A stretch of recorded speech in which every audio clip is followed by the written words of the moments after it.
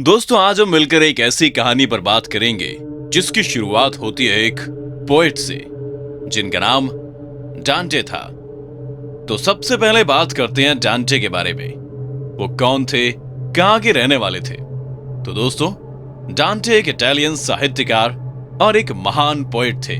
14वीं शताब्दी से संबंध रखने वाले इन पोएट को इटालियन भाषा के साहित्य में महान माना जाता है। इन्होंने डिवाइन कॉमेडी जैसी एक कविता लिखी थी जिसे आज भी दुनिया के साहित्य में सबसे अद्भुत माना जाता है। डिवाइन कॉमेडी 3 अलग अलग भागों में लिखी गई है जिनके नाम है इन्फर्नो, पुर्गाटोरियो एंड पैरादीसो। ये सभी भाग इटालियन भाषा में लिखे गए हैं। आज हम सिर्फ इन्फर्नो के बारे में बात करेंगे जिसमें 9 सर्कल्स ऑफ हेल इसके बारे में बताया गया है। इस रोचक कहानी में आगे बढ़ने से पहले अगर आप हमारे चैनल को सब्सक्राइब नहीं किए हैं तो सब्सक्राइब करें और बेल आइकन को दबाना ना भूलें। तो दोस्तों, आपको ये जान के हैरानी होगी कि डांटे ने इस पोएम को सन 1308 में लिखना शुरू किया था और जब तक उन्होंने इसका अंतिम भाग खत्म किया उस समय लगभग 12 साल बीत चुके थे। डांटे ने कविता 3 भागों में क्यों लिखी, इसके पीछे क्या वजह थी, किसी को नहीं पता। दोस्तों, जैसे कि आप जानते हैं कि इन तीनों भागों में पहला भाग इन्फर्नो लिखा गया था जिसी में 9 सर्कल्स ऑफ हेल का विस्तार हुआ है। इन्फर्नो एक इटालियन शब्द है जिसका अर्थ है नरक।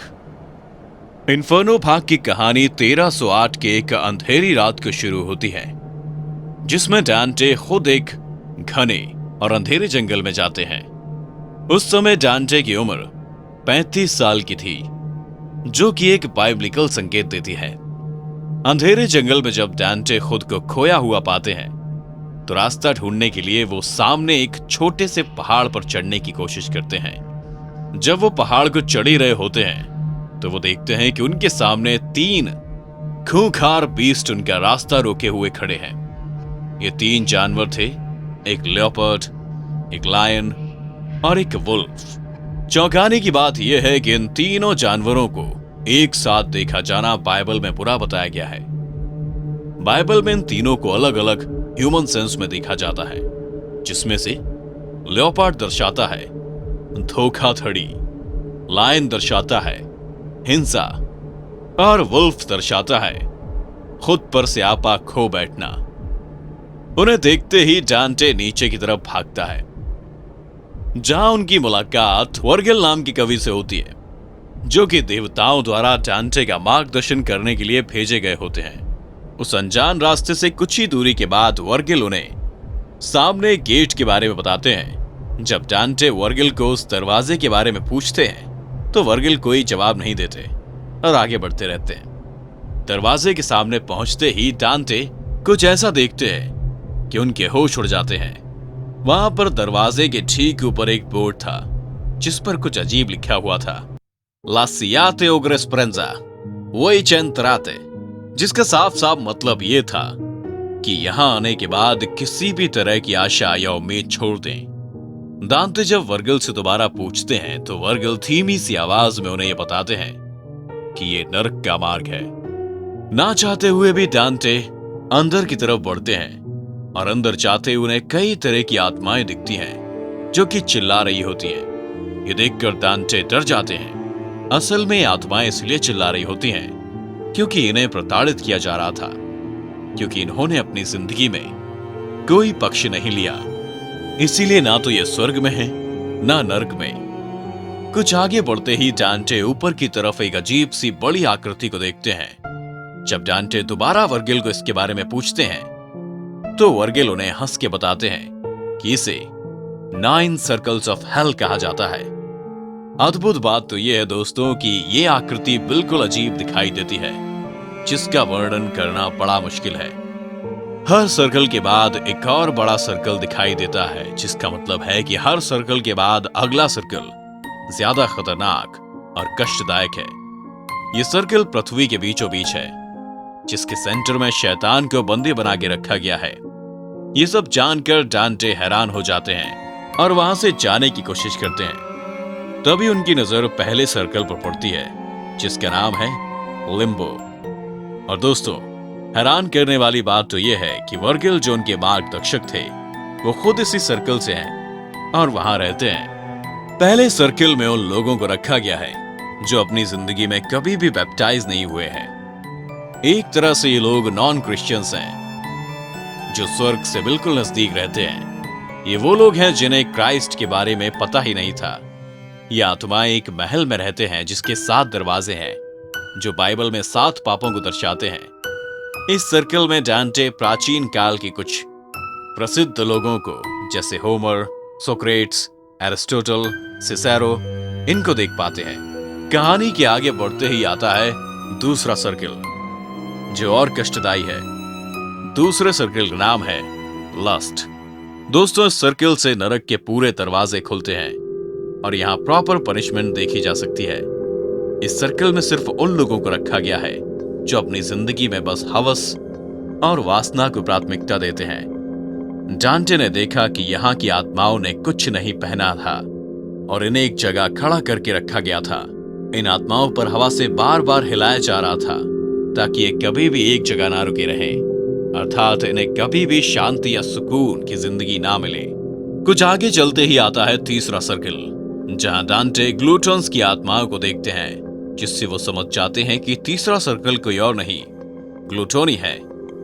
ये वही प्राणी थे जो अपने जीवन काल में ज्यादा से ज्यादा भोजन का भोग किया करते थे और उनके लिए आहार ही सब कुछ था। डांटे देखते हैं कि ये आत्माएं नीचे जमीन पर पड़ी हुई थी और इन्हें एक सरबरस नामक दानव सजा दे रहा था। सजा के रूप में एक बर्फीली बारिश उन आत्माओं के शरीर पर पड़ रही थी ताकि वो कभी आराम से ना सो पाए। थोड़ा और जाने पर डांटे कुछ आत्माएं को देखते हैं जिन्हें 2 भागों में बांटा गया था और उन्हें प्रताड़ित किया जा रहा था। पहले वाले भाग में सिर्फ वो लोग थे जो जिंदगी में बहुत सारा धन या गहने इत्यादि का वास रखते थे और दूसरे भाग में सिर्फ उन आत्माओं को रखा गया था जो अपनी जिंदगी में हद से ज्यादा खर्चा किया करते थे। इसे देखकर डांटे समझ जाते हैं कि ये सर्कल कोई और नहीं ग्रीड है जो हमारी लिस्ट में चौथे नंबर पर है। सजा के तौर पर इन आत्माओं की पीठ पर भारी सामान डाला गया ताकि वो कभी सुख ना पा सके। इन सबको एक नरक का प्लूटो नामक दानव संभाल रहा था। 5वां सर्कल एंगर के नाम से जाना जाता है। जब डांटे थोड़ा आगे बढ़ते हैं तो उन्हें प्लेगियस नामक व्यक्ति दिखता है जो उन्हें नदी पार करवाने के लिए खड़ा होता है। जब डांटे और वगिल नदी को पार कर रहे होते हैं तो वो पानी में कई आत्माओं को डूबते हुए देखते हैं। खुद को बचाने के चक्कर में वो एक दूसरे के साथ धक्का मुक्की कर रहे होते हैं। दोस्तों, बाइबल में इसी को पाप का भुगतान कहा गया है, जहां आत्मा खुद को तड़पते हुए देखकर भी कुछ नहीं कर सकती और एक ही जगह अपने पापों का भुगतान करती है। यहां से डांटे 6 सर्कल की ओर बढ़ते हैं जिसका नाम है हेरेसी।